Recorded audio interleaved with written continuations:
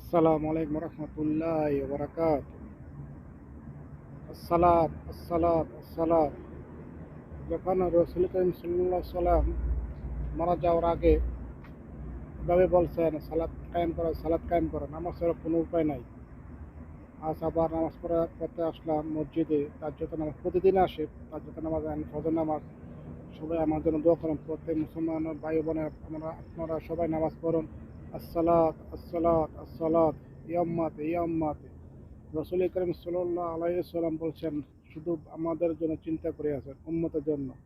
তো সবাই ভাইয়েরা, আপনারা সবাই ভাই ও বোনেরা, আপনারা সবাই নামাজ পড়ুন। আসসালাত আসসালাত আসসালাত। দুনিয়া থাকা জায়গা না, একদিন একদিন আমাদের সবাইকে মরা মরা লাগবে। সেজন্য নামাজ পড়ুন, হজ করুন, উমরা করুন, সবাইকে ভালো রাখুন ইনশাল্লাহ। আসসালামু আলাইকুম।